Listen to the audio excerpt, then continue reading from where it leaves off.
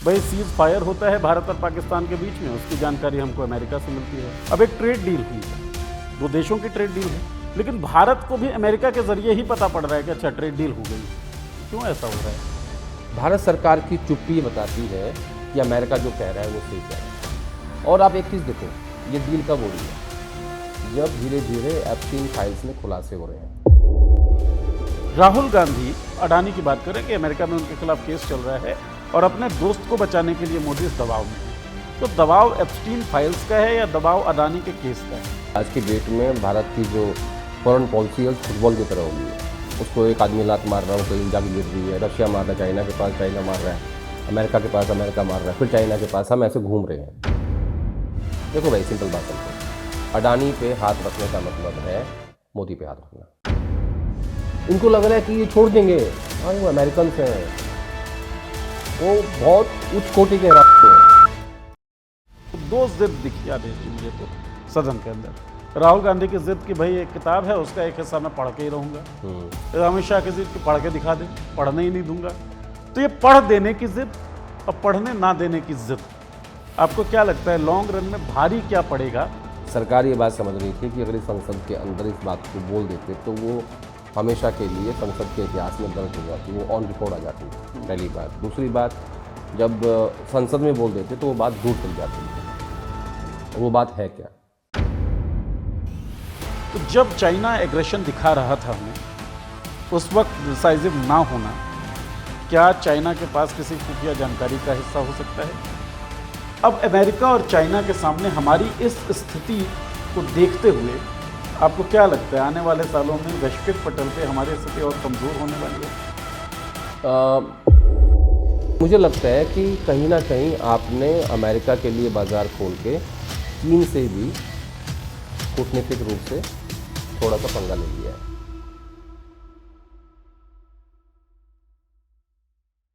नमस्कार दोस्तों, देखी जाए के नए एपिसोड में आप सभी का स्वागत है। हमारे साथ बातचीत करने के लिए हमारे कंसल्टिंग एडिटर आदेश रावल जी बैठ चुके हैं। बहुत बहुत स्वागत आदेश जी आपका। यात्रा करते हैं हम लोग तो सदन तक जाएंगे, अमेरिका तक जाएंगे, बातचीत देश के अंदर की भी कुछ खबरों पर हम लोग करेंगे। लेकिन अमेरिका और सदन ने प्रचुर मात्रा में कंटेंट हमें दे दिया है। आदेश जी सहमत होंगे इस बात से। कंटेंट कैसा? भाई राहुल गांधी कहते हैं कि एक किताब का एक अंश में पढ़ना चाहता हूं। अमित शाह कहते हैं नहीं नहीं भाई, नहीं पढ़ने देंगे तुम्हें। राहुल गांधी जी की आज की जो तस्वीर आई है उसमें जिस तरीके से संविधान हाथ में लिए हुए तस्वीरें आपने राहुल गांधी की पहले देखी होंगी, एक दूसरी किताब है जिस किताब का अंश वो पढ़ना चाहते थे। किताब है एक एक्स आर्मी चीफ की, 4 स्टार्स ऑफ डेस्टिनी। जो लिखा गया है किताब में, शायद वो चाहती नहीं सरकार के सामने आ सके। क्यों नहीं चाहती, क्या लिखा हुआ है, इस बारे में बातचीत होगी। बातचीत यूएस ट्रेड डील पर भी होगी, जिसके बारे में हमें जानकारी अमेरिका के जरिए ही मिली है। भारत सरकार की तरफ से कोई खास जानकारी उस ट्रेड डील के बारे में नहीं मिली। तो क्या अब भारत की जानकारियों के लिए हमें अमेरिका पर निर्भर रहना पड़ेगा? इस सवाल पर भी हम बातचीत करेंगे। और बातचीत उस फाइल्स के बारे में भी होगी जिसे आप सोशल मीडिया से अब तक बहुत सारा कुछ कंज्यूम कर चुके होंगे कि उसका इम्पैक्ट क्या रहने वाला है। हम बात कर रहे हैं एप्स्टीन फाइल्स की। तो मेजर डिस्कशन पॉइंट्स यही होने वाले हैं। जुड़े रहिए हमारे साथ और देखते रहिए इस चर्चा को। शुरू करते हैं आदेश जी। तो सबसे पहले कहाँ से शुरू करें? तीनों ही मुद्दे जो हैं बड़े गंभीर, और ऐसा है कि बहुत लंबी बातचीत तीनों मुद्दों पे अलग अलग हो सकती है। तो पहले बात मुझे लगता है कि कर लें अमेरिका पे। जो यूएस ट्रेड डील हुआ, भाई सीज फायर होता है भारत और पाकिस्तान के बीच में, उसकी जानकारी हमको अमेरिका से मिलती है। अमेरिका के राष्ट्रपति बताते हैं, तब पता पड़ता है अच्छा सीज फायर हो गया। अब एक ट्रेड डील हुई है, दो देशों की ट्रेड डील है। अपने अपने देश को अपने अपने देश के नुमाइंदे बताएं, लेकिन भारत को भी अमेरिका के जरिए ही पता पड़ रहा है कि अच्छा ट्रेड डील हो गई है। क्यों ऐसा हो रहा है? क्योंकि आपके पास कुछ बताने के लिए नहीं है, क्योंकि उसमें आपके पास उपलब्धि नहीं है। क्योंकि 10 मई 2025 को जब ऑपरेशन सिंदूर चल रहा था और हमारे जो सैनिक हैं वो पाकिस्तान से लड़ रहे थे, उस वक्त शाम को 5 बजे डोनाल्ड ट्रंप एक ट्वीट करके कहते हैं कि मैंने व्यापार का हवाला देकर युद्ध विराम करवा दिया दोनों देशों के बीच में। तब से लेके आज तक प्रधानमंत्री मोदी ने एक बार भी आधिकारिक रूप से ये नहीं कहा कि नहीं, ये युद्ध विराम अमेरिका ने नहीं करवाया था और इसमें व्यापार समझौता शामिल नहीं था। आज तक भी एक भी बार ऐसा नहीं हुआ कि उन्होंने ऐसा कहा हो। जबकि मुझे लगता है कि लगभग 70 बार से ज़्यादा अमेरिका के राष्ट्रपति ये बात बोल चुके हैं कि मैंने युद्ध विराम कराया, और बल्कि वो तो उससे एक स्टेप आगे चले गए कि मुझे इसके लिए शांति पुरस्कार मिलना चाहिए जी। वो अलग बात है कि उन्हें नहीं मिला, क्योंकि 5-6 देश ऐसे हैं जहां उन्होंने डायरेक्टली हमला किया है। तो जहां आपके कमीज़ पे मासूम लोगों के खून के छींटे हों, तो ऐसे व्यक्ति को कैसे आप शांति पुरस्कार दे सकते हैं। अब परसों की ये बात है, परसों रात की, कि यूएस एम्बेसडर जो इंडिया में हैं उन्होंने ये कहा कि डील हो गई है और उससे कुछ देर बाद हम इसकी घोषणा करेंगे। उसके बाद राष्ट्रपति ट्रंप का ट्वीट आता है, वो कहते हैं कि मेरे दोस्त प्रधानमंत्री मोदी के साथ हमारी ये डील हो गई है, वो हमसे कोई टैक्स नहीं लेंगे, हम उनसे 18% का टैक्स लेंगे।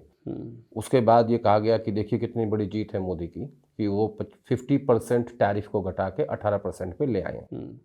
और फिर कल सुबह, यानी कल जो बीत गया है, वो एनडीए की मीटिंग में जाते हैं संसदीय दल की, और वहाँ उनका स्वागत किया जाता है, माला पहनाई जाती है कि वाह वाह कंपनी कमाल कर दिया, 32% रिड्यूस कर कि आपने इतनी बड़ी डील कर दी आपने।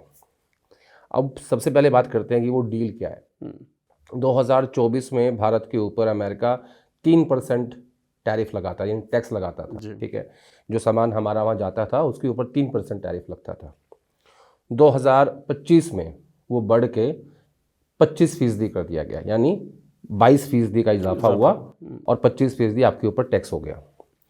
फिर अमेरिका ने कहा कि आप रूस से जो तेल परचेज करते हैं उससे जो पैसा रूस के पास जाता है, उस पैसे से रूस जो है वो यूक्रेन में जो युद्ध चल रहा है उससे उसको फ़ायदा मिलता है, तो आप इसको तेल को बंद कीजिए। तेल हमारी जो मेन कंपनी है वो रिलायंस थी, रिलायंस तेल परचेज कर रही थी, अडानी पोर्ट से आता था और उसको रिफाइंड करके यूरोपियन कंट्रीज़ को बेच रहे थे, उसमें बड़ा मुनाफा कमाया जा रहा था। उसका कोई फ़ायदा भारत के लोगों को नहीं दिया गया, उस सस्ते तेल का फ़ायदा। तो कहा कि आप लोग तेल परचेज कर रहे हैं रूस से, मैं आपके ऊपर 25% पेनल्टी लगाता हूँ, ठीक है। तो 25% का टैरिफ और 25% का पेनल्टी टैरिफ। हाँ। तो 50% टैरिफ यानी टैक्स अमेरिका ने भारत पे लगाया। कुछ महीने पहले, लगभग 2 महीने पहले की ये बात है, और उसके बाद धीरे धीरे वो तेल परचेज करना भारत ने कम कर दिया, क्योंकि अमेरिका ने आपको डिक्टेट किया, आपको धमकाया, ठीक है। और इन बिटवीन उन्होंने वेनेजुएला पे कब्जा कर लिया जहाँ तेल के भंडार हैं, ठीक है। और मैंने आपके आखिरी शो में बात कही थी कि आप देख लेना कि अब अमेरिका कहेगा कि भारत जो तेल परचेज करेगा वो वेनेजुएला से करेगा, ठीक है।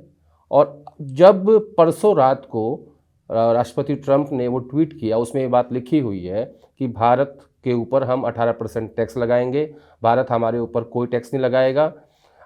एग्रीकल्चर प्रोडक्ट्स के लिए हमने अपनी मार्केट, अपना बाज़ार खोल दिया है, एनर्जी में, एग्रीकल्चर में, कोल में, ठीक है, इन सब में। और भारत वेनेजुएला से तेल परचेज करेगा, रशिया से नहीं करेगा। तो ये ट्वीट है, और अब लगभग मेरा मानना है कि 36 और 10 50 घंटे हो चुके हैं। 50 घंटे बीत जाने के बाद भी भारत सरकार ने एक शब्द नहीं कहा है कि इस डील में क्या हुआ है, किसानों के, जो भारत के किसान हैं, उनके हित आपने कैसे प्रोटेक्ट किए हैं, पहली बात। दूसरी बात, क्या सही मायने में आप 0% टैक्स लेंगे अमेरिका से उनके उत्पादों के ऊपर, यानी टैक्स नहीं लगाएंगे?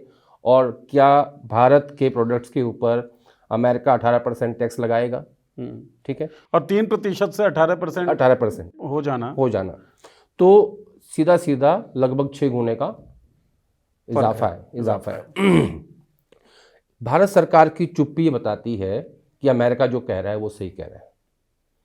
कल 20 मिनट की प्रेस कॉन्फ्रेंस पीयूष गोयल ने की, इस देश के कॉमर्स मिनिस्टर हैं, लेकिन उन्होंने एक शब्द नहीं बताया डील के बारे में। उन्होंने कहा कि राहुल गांधी बेवकूफ़ हैं, वो देशद्रोही हैं। अरे भाई, राहुल गांधी सत्ता में नहीं है, विपक्ष में है। ठीक बात है। सत्ता में आप हो, डील आपने करी है, आप देश को बताओ कि किन शर्तों पे डील हुई है, आपने कितना % टैक्स लगाया है, कौन कौन सा बाजार आपने अमेरिका को खोल के दे दिया है, ठीक है। आपने हर चीज़ उनकी मान ली, और अब 50 घंटे बीत जाने के बाद हर इन्फॉर्मेशन सिर्फ अमेरिका के जरिए आ रही है। तो आप छुपा रहे हैं।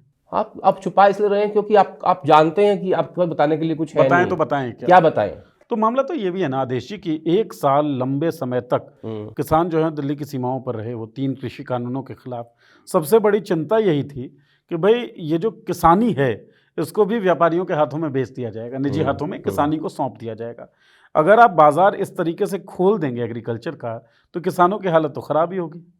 तो मतलब 3 कृषि कानून जो आपको वापस लेने पड़े, जिससे थोड़ी सी राहत किसानों ने महसूस की होगी, उस राहत पे भी मुझे लगता है कि अंतिम कुठाराघात किया गया है इस डील के देखिए, अगर जरिए। मैं इसको इकोनॉमिकली देखूं, भारत एक बड़ा बाजार है पूरे विश्व के लिए।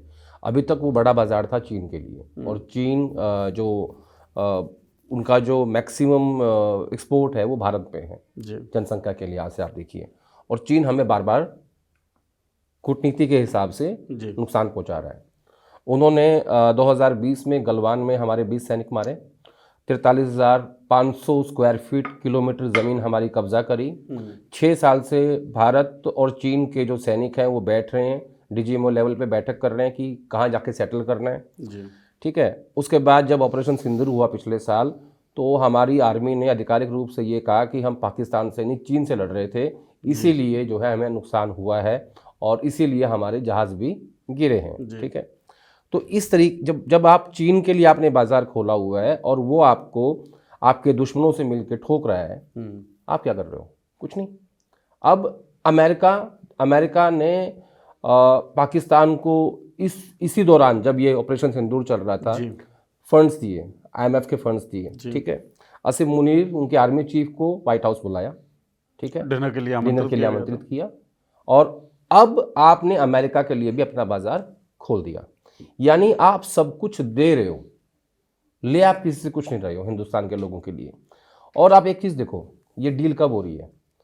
जब धीरे धीरे एप्स्टीन फाइल्स में खुलासे हो रहे हैं। हाँ, तो यहाँ इस पे मैं आने वाला भी था। इस डील से ठीक पहले एप्स्टीन फाइल्स में खुलासे हुए और उसमें यह कहा गया कि प्रधानमंत्री मोदी को जेफरी एप्स्टीन ने, एक अंतर्राष्ट्रीय दलाल ने सलाह दी थी कि आप इजराइल जाइए, और इजराइल गए और वहाँ पे वो नाचे भी और गाए भी, डांस्ड एंड sang। ठीक है।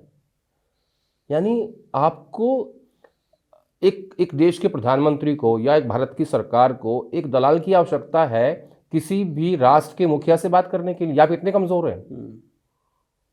ये तो मुझे समझ नहीं आया बिल्कुल भी। अब उसमें किसके नाम आए? और आपके कैबिनेट मंत्री के, आपके देश के बड़े उद्योगपति अनिल अंबानी के, जो राफेल स्कैम के सबसे बड़े बेनिफिशियरी हैं, 30,000 करोड़ रुपए के, जिनके ऊपर इस भारत सरकार का या भारत के लोगों का 45,000 करोड़ रुपए का कर्ज है। जी। तो सोचो, दलालों की आवश्यकता पड़ रही है, डील हो रही है, आप कुछ बोल नहीं रहे हो। 2 देशों के बीच डील हुई है, ज्वाइंट स्टेटमेंट क्यों नहीं आई अभी तक कि आपने क्या दिया? आते हैं, ज्वाइंट स्टेटमेंट आनी चाहिए ना। जब आपने यूरोपियन कंट्रीज से डील की अभी हाल ही में, और आपने कहा कि high and car, German car सस्ती हो जाएंगी, तो आपने पूरे बताया ना देश को कि ये गाड़ियाँ इस प्राइस में आएंगी, ये गाड़ियाँ इस प्राइस में आएंगी। ठीक है, वो अलग बात है कि जो देश की हमारी अपनी कार कंपनीज हैं, टाटा है, महिंद्रा है, उनको नुकसान होगा, वो नहीं सोचा आपने। जर्मन कार्स को आपने छूट दे दी हिंदुस्तान में, इंपोर्ट ड्यूटी कम कर दी आपने, स्पेयर पार्ट्स भी सस्ते हो जाएंगे। कितने लोग हैं देश में जिनको जर्मन कार की आवश्यकता है? ठीक बात है। 80-83 करोड़ लोग तो राशन लेके खा रहे हैं देश सरकार से, और इसे आप अपनी उपलब्धि बता भी रहे हैं। ये उपलब्धि है। वो डील आपने बताई देश को, अमेरिका के साथ डील कर रहे हो, बाजार खोल रहे हो, और $50 बिलियन जी की आपने गारंटी दी है कि इतना बिजनेस देंगे हम आपको, इसको रुपए में कन्वर्ट कर लो। और इस बार का 26-27 का जो बजट है ना, उसका आंकड़ा निकालो टोटल बजट का, ज्यादा डिफरेंस नहीं है। और आप गारंटी देके कह रहे हो कि हमने आपके लिए बाजार खोल दिया है। अब उसमें एक प्रॉब्लम आएगी जो ये समझ नहीं रहे हैं। आपको याद होगा, लगभग 7-8 महीने पहले हम एक शो कर रहे थे, देखी जाएगी में, हमने चर्चा की थी कि जो एग्रीकल्चर प्रोडक्ट्स हैं अमेरिका के, खासतौर पर डेयरी प्रोडक्ट्स जी, और खासतौर पर उसमें गाय का दूध, वहाँ की जो गाय हैं वो नॉन वेज जो वहाँ पे कटता है, उसका जो वेस्ट होता है वो खाती हैं। ठीक है। हमारे यहाँ गाय क्या है? सनातन, माता जी, आस्था, पूजनीय है। अब अगर वो दूध यहाँ बिकेगा हिंदुस्तान में, तो वो किस कैटेगरी में आएगा? वेज में या नॉन वेज में? इसलिए बता नहीं पा रहे हैं। दूसरा, आपने किसानों के हित कैसे प्रोटेक्ट किए? जो उनके प्रोडक्ट्स हैं अमेरिका के, वो सब अब हिंदुस्तान में आएंगे।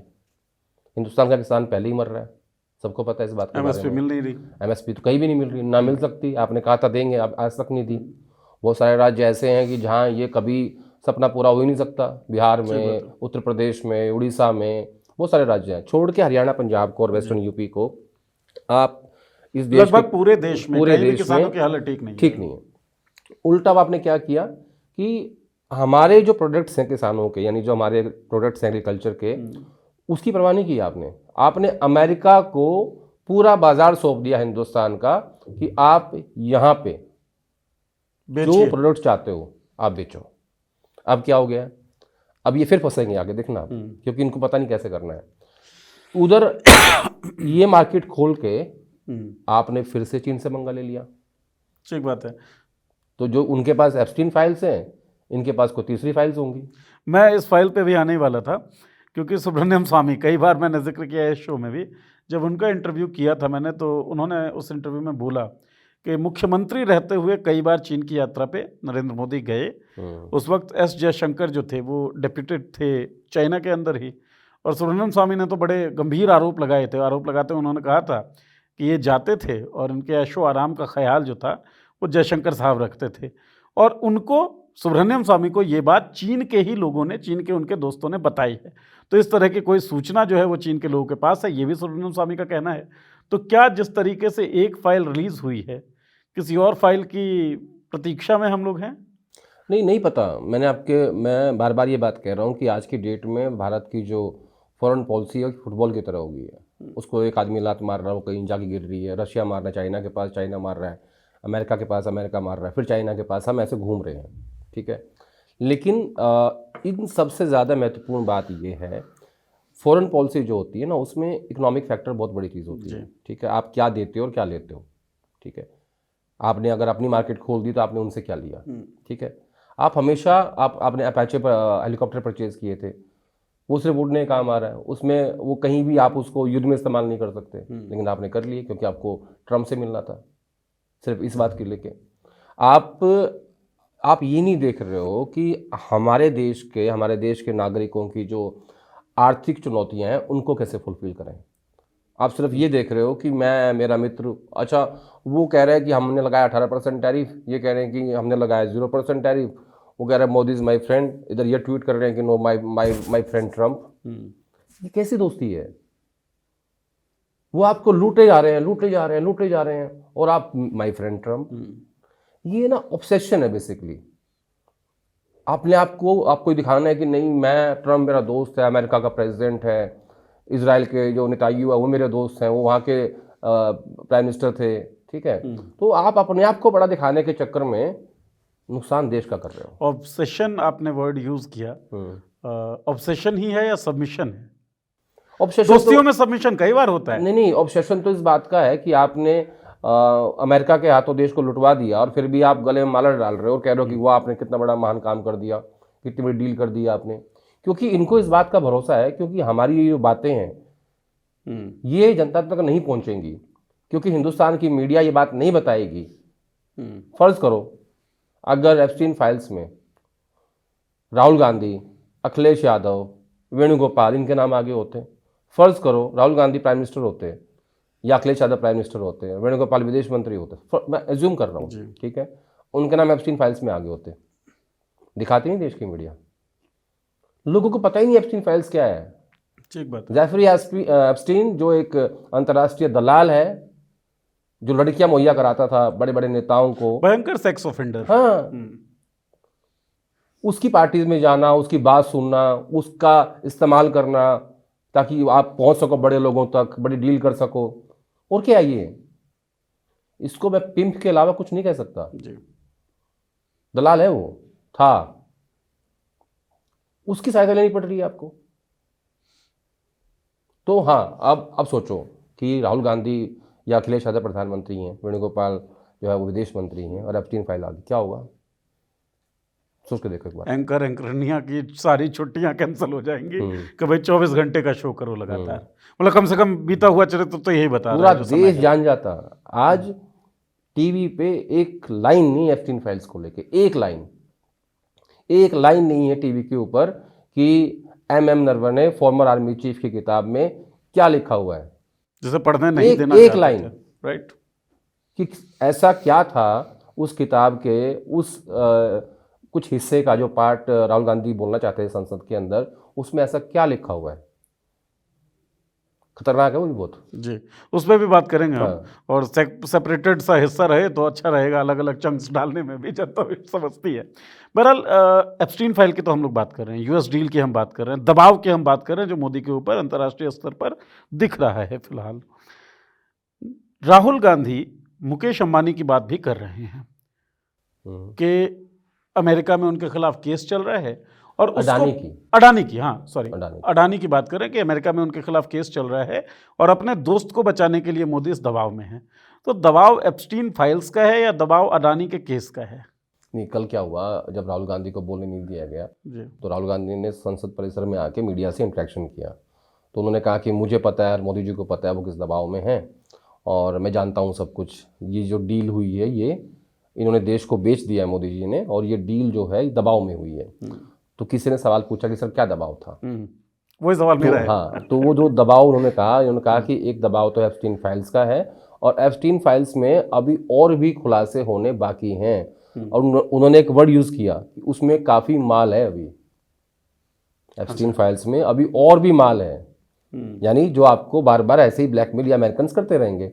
और दूसरा उन्होंने कहा कि क्योंकि गौतम अडानी का जो डिपार्टमेंट ऑफ जस्टिस में केस चल रहा है उसकी, वो अमेरिका ही जानता है कि गौतम अडानी के पास जो पैसा है वो प्रधानमंत्री मोदी और बीजेपी का पैसा है। तो वो फाइनेंशियल स्ट्रक्चर को कंट्रोल करना चाहते हैं अमेरिकन्स। तो ये इन दो दबाव में डील हुई है ताकि वो अडानी पे हल्का हाथ रखें और एप्स्टीन फाइल्स ज़्यादा ना खुलें। इसलिए ये बात कल राहुल गांधी ने कही कि इन दो दबाव के कारण ये डील हुई है अमेरिकन। मतलब दोनों का बराबर हिस्सा देखो है इसमें चीज़ें जुड़ी हुई हैं, एप्स्टीन फाइल्स और इधर अडानी और इधर यूएस और भारत की ये डील, मार्केट, इकोनॉमी, ठीक है, किसान। और एक और चीज़ आएगी इसमें, जो जेनरिक दवाइयाँ हैं ना हिंदुस्तान की, जो बहुत सस्ती हैं, अमेरिका में वो दवाइयाँ बहुत महंगी हैं। जो बीपी की दवाई है, शुगर की दवाई है, यहाँ पे मिलती है, वो जो अच्छी जो जेनरिक दवाइयाँ हैं वो वहाँ चली जाएंगी ज़्यादा।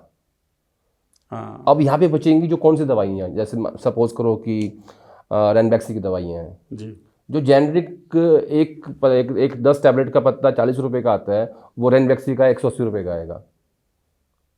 तो वो ये इस तरीके की बहुत माइन्यूट चीज़ें हैं, इसीलिए इस डील की जो डिटेल है वो सरकार नहीं दे रही है। जब एक एक चीज़ का अध्ययन होगा, जब ये चेक करेंगे कि भाई कौन कौन से एग्रीकल्चर प्रोडक्ट्स हैं अमेरिका के जो यहाँ पे आएंगे जी, और उसका क्या असर भारत के किसानों पे पड़ेगा, इसीलिए इस डील की जो डिटेल है वो छुपाई जा रही है। लेकिन इनको ये नहीं पता कि अमेरिकन खुद ही खोल देंगे उसको धीरे धीरे। वो हर रोज़ पढ़ते खोल रहे हैं। परसों उन्होंने कहा डील हुई है, उसमें क्या कहा, उसमें कहा कि 18% टैक्स हम लगाएंगे और भारत हम पे टैक्स नहीं लगाएगा, तेल परचेज वेनेजुएला से करेगा, रशिया से नहीं करेगा, एंड माय फ्रेंड मोदी। ठीक है, उतना खोला। कल इन्होंने किसानों की बात कर दी कि हमारे जो किसान जितने भी प्रोडक्ट्स एग्रीकल्चर के वो हिंदुस्तान में बिकेंगे और उसके लिए हम प्रेसिडेंट ट्रम्प का धन्यवाद करते हैं। जो वहाँ की कृषि मंत्री हैं उन्होंने बता दिया। ये अभी भी चुप है। आज भी पीयूष गोयल ने संसद में बोला, लेकिन डिटेल नहीं दी कुछ भी। मतलब मेन कहानी छोड़ के बाकी सब कुछ बोल रहे हैं, बता नहीं रहे कि उसमें है क्या। तो अमेरिकन इसको धीरे धीरे खोल देंगे और इनको एक्सपोज कर देंगे, और उनका क्या भरोसा, वो फिर वो फाइल्स खोल देंगे, एप्स्टीन फाइल्स। ठीक बात है। इनको लग रहा है कि ये छोड़ देंगे, अरे वो अमेरिकन हैं, वो बहुत उच्च कोटि के हैं। सॉरी मैं ये वर्ड यूज, ये बीप कर दीजिएगा भाई। हाँ। मैं कभी करता नहीं हूँ ऐसा जी। तो इनको समझ नहीं आ रहा है। माय फ्रेंड ट्रम्प, ये इसी में राजी हो रहे हैं। वो आपका दोस्त बोल रहा है, अरे वो तुमसे क्या क्या लूट के ले गया तुम्हें पता ही नहीं लग रहा है। मुझे वही एप्स्टीन फाइल्स में जो एक जिक्र नरेंद्र मोदी के नाम का आया मेल में, वो याद आता है मेल, कि किस तरीके से अमेरिका के राष्ट्रपति को खुश किया जाएगा, इस बारे में बात हुई थी। तो केवल ट्रंप को खुश करने के लिए शायद ये डील हुआ है। सवाल तो ये भी उठेगा।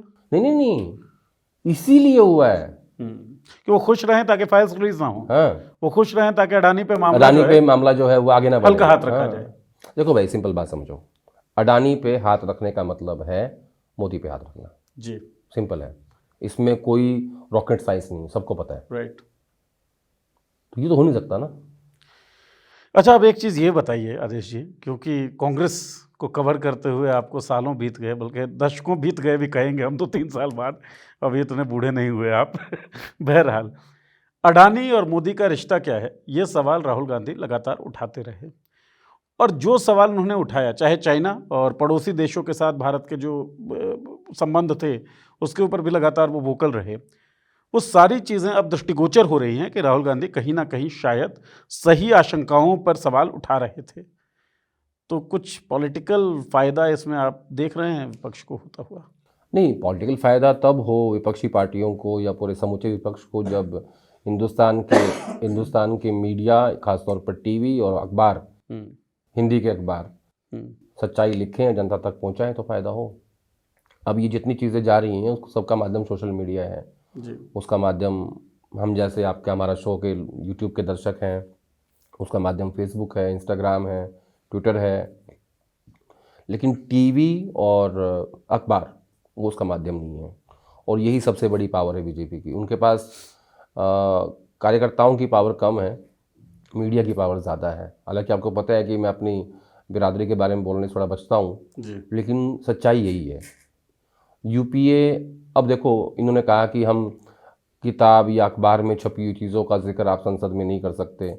तो अब आप याद कीजिए यूपीए का वो समय, खासतौर पर 2009 से 2014 के बीच का, जो उन दिनों अखबारों में खबरें छपती थी, उन्हीं खबरों का हवाला दे के, अखबारों से कोट करके संसद में जेटली जी, सुषमा जी, जो उनके रविशंकर प्रसाद, जितने उनके बड़े नेता थे, सब लोग बोलते थे। आज एक मैगजीन को आपने कोट करने नहीं दिया। नेता प्रतिपक्ष को कहा कि आप मैगजीन को कोट कर, नहीं, पहले मैगजीन। अच्छा, वो कैरवा मैगजीन में उनके कुछ अंश छपे हुए हैं। हाँ, तो उनको कोट नहीं करने दिया, किताब को कोट नहीं करने दिया, कहा कि प्रकाशित नहीं हुई है।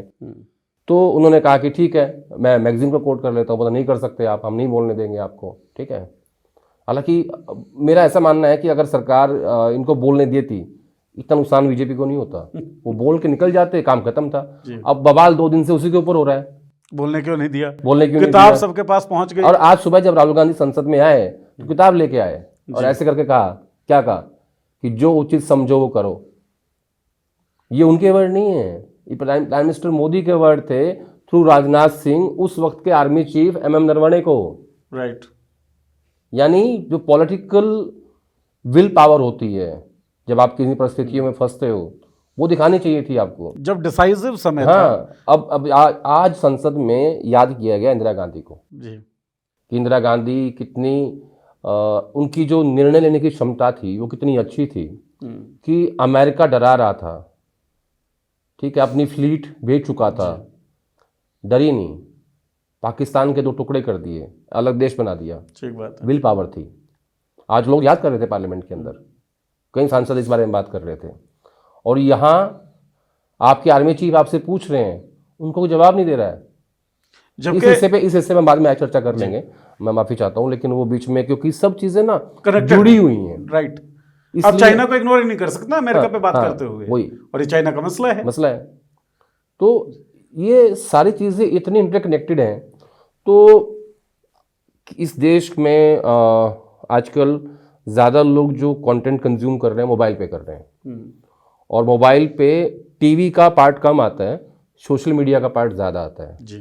तो मुझे लगता है कि कहीं ना कहीं एक तबके में या युवाओं में या किसी भी जगह बात तो पहुंचेगी, और इसीलिए फायदा नुकसान क्या मुझे नहीं पता जी, बात पहुंचनी जरूरी है। बजट में रील्स बनाने के लिए जो है सो युवा मोटिवेट हो सकें, इसलिए कंटेंट क्रिएशन लैब्स की भी बात हुई है। तो एक तरफ तो वैसे कहा यह जाता है कि भाई स्क्रीन का एडिक्शन बहुत बुरा है, दूसरी तरफ प्रधानमंत्री मोदी अपने चुनावी भाषण में कहते हैं, रील की बात करते हैं, रील बनाने और बनवाने की बात करते हैं। तीसरी तरफ बजट जो आप पेश कर रहे हैं उसमें आप कंटेंट क्रिएशन लैब्स ओपन कर रहे हैं। हालांकि पूरे बजट में मध्यम वर्ग को कुछ मिल गया हो या कुछ उनके लिए फ्रूटफुल हो, ऐसा दिख नहीं रहा है। तो आपको लगता है रील वील बनाने का शौक या फिर उसको बूस्टअप करने की जो बातें वो इसीलिए हो रही हैं, कंटेंट हमारे वाला कंज्यूम किया जाए? नहीं, देखो बीजेपी की जो सबसे बड़ी पावर थी वो सोशल मीडिया ही था जब वो पावर में आई थी, जी। ठीक है। और धीरे धीरे उस पर अपनी ग्रिप बढ़ाते गए और इन्होंने बहुत सारी चीज़ों को आउटसोर्स कर रखा है। इनके पास वॉलंटियर्स हैं, पेड वॉलंटियर्स हैं, जी। जो आप ट्विटर पे देख लीजिए, इंस्टा पे देख लीजिए, यूट्यूब पे देख लीजिए, जो कंटेंट क्रिएट करते हैं। तो स्टार्टिंग में ये मैसेज गया था कि सत्ता सरकार का मतलब है टीवी और मेन स्ट्रीम मीडिया यानी अखबार, और विपक्ष का मतलब है सोशल मीडिया, जी। ठीक है। तो 2024 के चुनाव से पहले इन्होंने बहुत सारा पैसा पुश किया ताकि हमारा कंटेंट भी यूट्यूब पे क्रिएट हो सके, यूट्यूब पे या वहाँ से फिर वो बाकी जगह सोशल मीडिया पे उसको आप फैला सकते हैं। जी। लेकिन मेन कंटेंट आपको वहाँ क्रिएट करना पड़ता है, तो उन्होंने उस पर बहुत पैसा खर्च किया। बावजूद उसके एक परसेप्शन डेवलप हो गया है हिंदुस्तान में कि सरकार के खिलाफ अगर कोई खबर आएगी तो वो टीवी और अखबार पे नहीं आएगी, ऑल्टरनेट मीडिया पे आएगी। और ये बात सही भी है, आ भी नहीं रही है। मुझे कोई खबर याद नहीं आती जो मैंने अखबार में पढ़ी हो पिछले 11-12 साल में, जो सरकार के खिलाफ हो या जो टीवी पे चली हो, मुझे याद नहीं आती। तो नुकसान फ़ायदे बहुत अलग चीज़ें हैं, लेकिन ये जो मोटिवेशन की बात कर रहे हैं, ये अनाउंस किया है, ठीक है, कब बजट देंगे, कहाँ तक पहुँचेगा, किस तक पहुँचेगा, तो जाहिर है जो इनके कंटेंट क्रिएटर है उन्हीं तक जाएगा ना वो। तो ठीक बात है। ये तो है नहीं कि जो ऑल्टरनेट मीडिया इनकी असली खबर दिखाती है उस तक चला जाएगा वो। तो डीमार्केटेड तो है ही सब नहीं लोग। नहीं, वो सबको पता है किस तक जाएगा वो जी।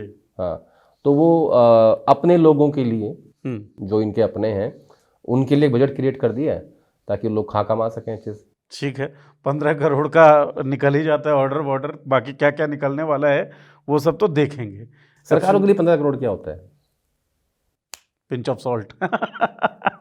बहरहाल, नरवणे की किताब पे बहुत सारी बातचीत हुई।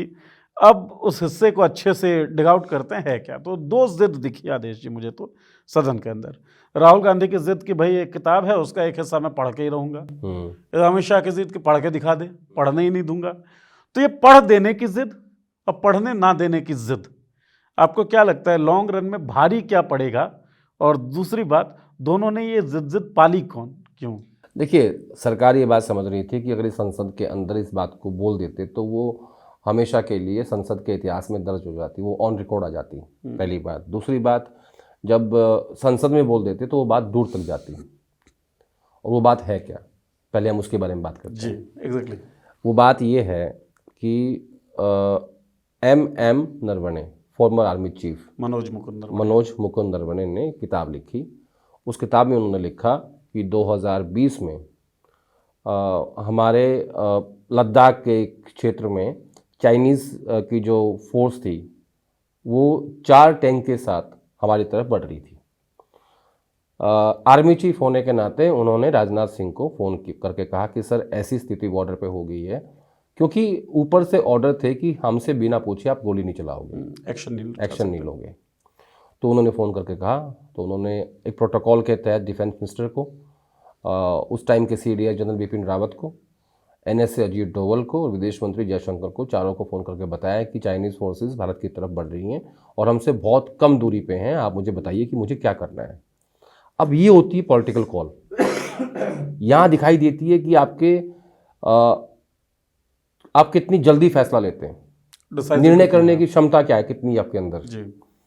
तो उन्होंने सबको फ़ोन किए और कई घंटों तक उनको कोई जवाब नहीं दिया गया, और फिर आखिर में राजनाथ सिंह का फ़ोन आया और कहा कि प्रधानमंत्री जी ने सिर्फ इतना कहा है कि जो उचित समझो वो करो। इसीलिए राहुल गांधी जब आप संसद में आए और उनके हाथ में वो फॉर्मर आर्मी चीफ की किताब थी, उन्होंने उठा के कहा कि जो उचित समझो वो करो।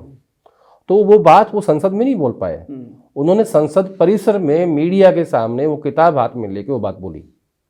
ठीक बात है। तो अब जाहिर अब क्या होगा, यहाँ इसीलिए लोगों ने इंदिरा गांधी को याद किया, इसीलिए वो आयरन लेडी थी कि वो अमेरिका की धमकी से नहीं डरी और उसने एक देश को तोड़ दिया।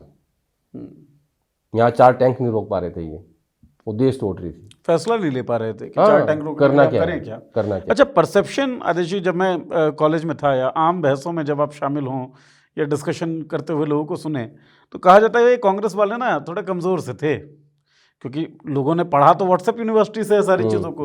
ये कमज़ोर से थे, सेना को इन्होंने खुला फ्रीडम नहीं दिया हुआ था, सेना दब के रहती थी, सेना को कह रखा था कि भाई तुम पे हमला हो जाए बेशक तुम मत करना, मतलब आम बहसों का ये स्तर रहता था हमेशा। तो परसेप्शन ये डेवलप थी कि कांग्रेस ऐसा करती थी, सेना को फ्रीडम नहीं देती थी, और हम जो हैं वो मजबूत बिल्कुल सेना को करके रखेंगे और घर में घुसकर मारने वाली ये सरकार बनेगी। प्रधानमंत्री मोदी जो हैं कई बार वो सैन्य परिधान में भी दिखे हैं, तो इवेंट जीविता तो उनके अंदर है ही। आपको नहीं लगता कि अगर ये अंश पढ़ देते, और अब भी ऐसा है कि चलिए राहुल गांधी को नहीं पढ़ने दिया गया, लोग तो किताब को पढ़ ही सकते हैं, और सच्चाइयाँ कब तक छिपी रहेंगी। तो ये जो सच्चाई है, ये जो पूरी कहानी है कि किस तरीके से टैंक बढ़ रहे थे, राजनाथ सिंह को कॉल किया गया, जयशंकर कॉल किया गया, एनएसए डोभाल को कॉल किया गया, कोई रिस्पॉन्स नहीं मिला, और बाद में कहा गया जो उचित समझो वो करो, सब कुछ डाल दिया गया सेना पे कि अब तुम्हारी जिम्मेदारी, तुम्हारी अकाउंटेबिलिटी। तो ये जो राष्ट्रवाद बहुत सारा गूंजता है मीडिया के स्टूडियोज़ के अंदर या फिर चुनावी भाषणों में, असल में पता पड़ जाता है कि राष्ट्रवाद ही मिसिंग है। इसीलिए राहुल गांधी इस बात पे जोर दे रहे थे कि मुझे ये बात संसद में पढ़ के सुनानी है कि ये कितने बड़े राष्ट्रभक्त हैं। अब इसका दूसरा पहलू ये भी है कि भाई आर्मी को खुली छूट दे दी कि जो उचित समझो वो करो, लेकिन वो फैसला तब करना था जब उन्होंने पहला फ़ोन किया था।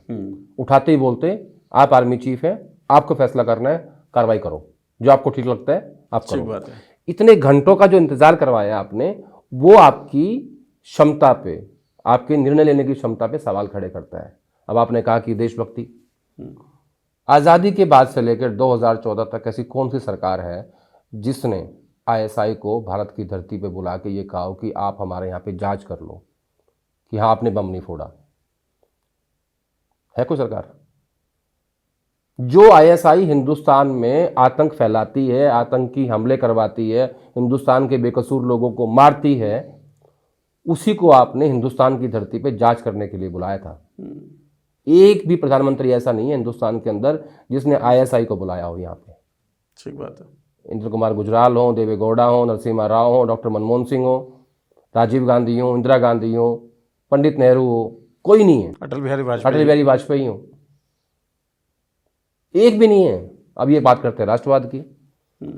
आपकी राजधानी दिल्ली में एक आत्मघाती बम फटता है, आपने कहा था कि ऑपरेशन सिंदूर जारी रहेगा। क्या किया आपने? आज तक बताया नहीं कि वो आतंकी कौन थे, कहाँ से आए थे, उनका क्या तार था। ठीक है, उससे पहले पहलगांव, पुलवामा, गलवान, कहाँ कोई पठानकोट, उरी, कितने गिनवाऊं? मतलब यहां आतंकी हमला होता है, ये उसको भी अवसर में कन्वर्ट कर लेते हैं। आपदा में अवसर, आपदा में अवसर। तो किस राष्ट्रभक्ति की बात हो रही है भाई? आईएसआई को बुला रहे हो, आओ जांच करो कि तुमने हमारे बम नहीं फोड़ा। बहुत बढ़िया सेटिंग चल रही है। और बाहर देश की राजधानी में लाल किले के सामने बम फटता है, आदमी खुद बम बांध के आया था। किसने बताया देश को? कौन था, कहां से आया था, पाकिस्तानी था, किस देश का था, कैसे आया था? आपने कहा था कि हम आतंकवाद बर्दाश्त नहीं करेंगे, छोड़ेंगे नहीं। क्या किया आपने उसके बाद? क्या हो गया? क्या किया आपने उसके बाद? बात तो में देशभक्ति है, व्हाट्सएप पे चल रही देशभक्ति। तो इसके बहुत सारे पहलू हैं, मैं उस पर जाना नहीं चाहता, लेकिन मोटी मोटी बात ही है ना, भाषणों में अच्छी लगती है देशभक्ति, असली में करके दिखाओ तो पता लगे। इसीलिए जिद पकड़नी पड़ती है कि किताब के एक अंश को नहीं पढ़ने देंगे। मत पढ़ने दो, क्या फर्क पड़ेगा उस बात से?